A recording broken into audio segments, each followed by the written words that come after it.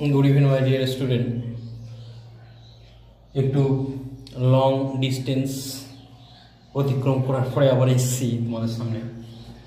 তো ব্যাপার হচ্ছে আজকের যে টপিকটা সেটা হচ্ছে আবারও বলছি, সামনে তোমাদের যে গ্রুপ সি এবং ডি রয়েছে।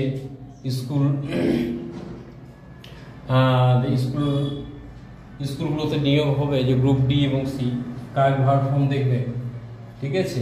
এই পরীক্ষাগুলোতে যে গ্রুপ ডি এবং সি সেরেছে, এসএসসি গ্রুপ ডি এবং সি, সেগুলোতে দেখবে কারেক্ট ভার্ব ফর্ম অবশ্যই তোমরা পাবে। এছাড়া সামনে তোমাদের এনটিপিসি একটা পরীক্ষা আছে, সেগুলোতে দেখবে মোটামুটি ইডিয়মস থেকে শুরু করে কারেক্ট ফর্ম ভার্ব থাকবে। তো অবশ্যই আজকে আবার নিয়ে চলে এসেছি, ঠিক আছে।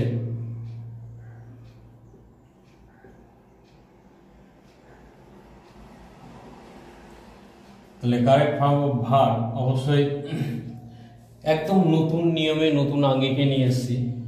তো ব্যাপার হচ্ছে আমরা সবাই এই জিনিসগুলো ভুল করি, যে 2 and 2, তারপরে হচ্ছে 6 times দেয়ার, হ্যাঁ, মনে রাখতে হবে 5000, হ্যাঁ, ডলার্স। আমি এখানে সিঙ্গুলার নাম্বার না প্লুরাল নাম্বারে বসাবো, অনেক অনেক বিভিন্নভাবে নিয়মগুলো বের করছে, কিন্তু আমার মনে হয়নি যে সেগুলো গ্রহণযোগ্যতা পাবে সবার কাছে। তো ব্যাপার হচ্ছে দেখুন, প্রত্যেকটাই একটা শর্টকাট নিয়ম আছে যে প্রত্যেকটাই কিন্তু সংখ্যা রয়েছে, ঠিক আছে, প্রত্যেকটাই সংখ্যা রয়েছে, কিন্তু এর মধ্যে আবার কিছু জটিলতার সৃষ্টি হয়েছে। জটিলতা বলতে একটা কনফিউশন থেকে যায়। কোনো জায়গায় আমরা দেখি 2 and 2 মেক হবে না মিক্স হবে 4, মানে 2 2 4 হয়। কখনো আমরা দেখি, আমরা গুগলে যদি টাইপ করে দেখি, কখনো মেক বসাচ্ছে, কখনো মিক্স বসাচ্ছে, দুটোই রাইট। তো ব্যাপার হচ্ছে দুটো রাইট আমি মানছি, কিন্তু কোন কোন ক্ষেত্রে দুটো রাইট হবে, তো ক্ষেত্রটা কিন্তু ক্ষেত্র বিশেষ কিন্তু আলাদা। তাহলে মনে রাখতে হবে, আমরা যদি ভালো করে শুনবে কিন্তু প্রত্যেকে, আমরা যদি গাণিতিক সমীকরণ, আবার বলছি কি, গাণিতিক ধারণা বা সমীকরণের ক্ষেত্রে যদি হিসাব করি, সাপোজ ধরো আমি অঙ্ক করছি, সেই ক্ষেত্রে আমরা কি করব, অবশ্যই সেটাকে সিঙ্গুলার হিসাবেই ধরব। 2 আর 2 মিলে কত হচ্ছে 4, এটা কিন্তু গাণিতিক একটা সমীকরণ। আবার বলছি 2 এবং 2 মিলে হচ্ছে 4। সেই রকম ক্ষেত্রে যদি আমরা ধরে থাকি, বিশেষ করে 2 আর 2 তো সংখ্যাবাচক শব্দ, অবশ্য গাণিতিক ক্ষেত্রে সেটা আমরা প্রয়োগ করি, কিন্তু ব্যতিক্রম আছে, ব্যতিক্রমগুলো বলছি। এই গাণিতিক ধারণার ক্ষেত্রে বা সমীকরণের ক্ষেত্রে যদি আমরা ব্যবহার করে থাকি এরকম সেন্টেন্স, তাহলে আমি চোখ বন্ধ করে সিঙ্গুলার ভার্ব হিসাবে কিন্তু এখানে আমি ধরব, ঠিক আছে, সিঙ্গুলার ভার্ব, ঠিক আছে, সিঙ্গুলার ভার্ব হিসাবে কিন্তু আমি ধরবো প্রত্যেকটা। আরেকটা ব্যাপার হচ্ছে, আমি কয়েকটা জিনিস লিখে দিচ্ছি, মনে রাখতে হবে, তোরা একটু লিখে নিবে কাইন্ডলি, হ্যাঁ।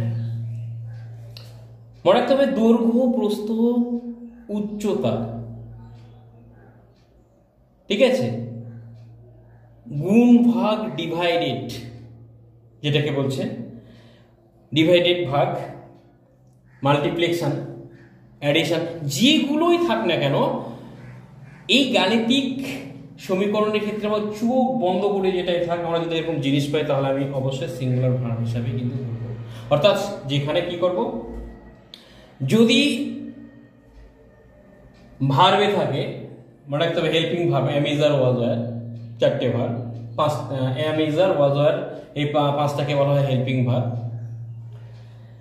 এবং হচ্ছে হ্যাভ ভার্বের ক্ষেত্রে হ্যাভ, হ্যাজ, হ্যাড, এবং মডেল ভার্বের ক্ষেত্রে সব ক্ষেত্রে আমরা কিন্তু সিঙ্গুলার নাম্বার বসাবো। আমি কি বললাম, গাণিতিক সমীকরণের ক্ষেত্রে, গুণের ক্ষেত্রে, যোগের ক্ষেত্রে, উচ্চতার ক্ষেত্রে, দৈর্ঘ্য, প্রস্থ, ক্ষেত্রফলের ক্ষেত্রে যা যদি কোনো কিছু বোঝায়, ঠিক আছে, মাপের সংখ্যা অনুযায়ী, তাই আমি চোখ বন্ধ করে আমি সেটাকে সিঙ্গুলার ভার্ব হিসেবে ধরবো। আবারও বলছি, গাণিতিক ধারণা এবং সমীকরণের ক্ষেত্রে দৈর্ঘ্য, প্রস্থ, উচ্চতা, চোখ বন্ধ করে, আমি চোখ বন্ধ করে যদি আমি সিঙ্গুলার ভার্ব ধরি, তাহলে কিন্তু আমি সবগুলো উত্তর এখানে কিন্তু গাণিতিক হিসাবেই ধরা হয়েছে। তাহলে দেখবে 2 and 2 কি হবে, তাহলে মেকটা হচ্ছে অবশ্যই এটা হচ্ছে প্লুরাল ফর্ম, অবশ্যই হবে না, তাহলে উত্তরটা হচ্ছে এইটা হবে, মেক্স হবে। ফটাফট করে দিচ্ছি, 6 টাইমস দেয়ার ইকুয়াল ইকুয়ালস হবে, ঠিক আছে, এইটা উত্তর হবে ইকুয়ালস। তাহলে কি বলছে $5,000, ঠিক আছে, আবার বলছি $5,000 বলেছে, ওয়ার স্টোরেন নট কখনোই হবে না। তাহলে আবারও বলছি এই ডলার্স এখানে কিন্তু, ঠিক আছে, এই ডলার্স এই ভার্বটা কিন্তু মনে রাখতে হবে, হ্যাঁ, তাহলে কি আছে প্লুরাল ফর্ম আছে, কিন্তু তার হেল্পিং ভার্বটা অবশ্যই কি হবে এখানে, অবশ্যই ওয়াজ হবে। চোখ বন্ধ করে 100% বলছি 400, হ্যাঁ, টাকা বলছে এনাফ ফর মি, আমার পক্ষে যথেষ্ট, এখানে কখনোই কি হবে না, আর হবে না, ইউজ হবে। আবার বলছে 100 মাইলস, ঠিক আছে, তাহলে কি মিন্স বা means at lot for me, তাহলে এখানে অবশ্যই কি হবে, মিন্স হবে।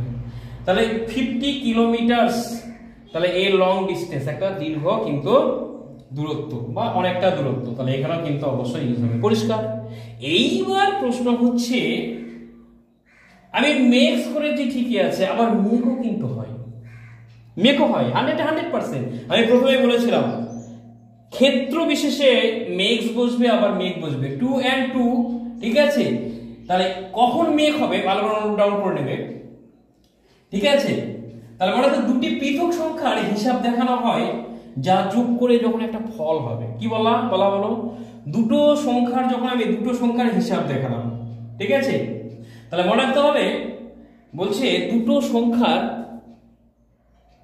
ঠিক আছে, দুটো সংখ্যার আমি কি করলাম, তাহলে পৃথক সংখ্যার হিসাব দেখানো হওয়ার পরে সেটাকে কি বলা হচ্ছে, যা যোগ করার পরে একটা ফল দিবে।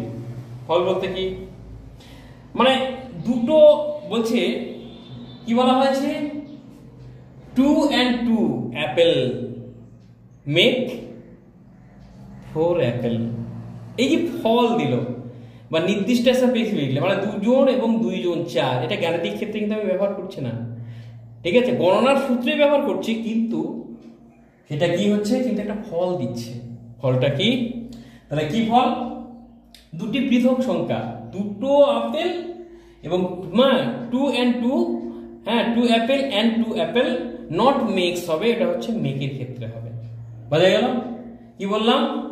তাহলে কি বলা হয়েছে, তাহলে এই যে যখন কোনো কিছু একটা ফল দিবে সেটাকে কিন্তু অবশ্যই সেটা ক্ষেত্রে আমাকে মেক হবে, ঠিক আছে।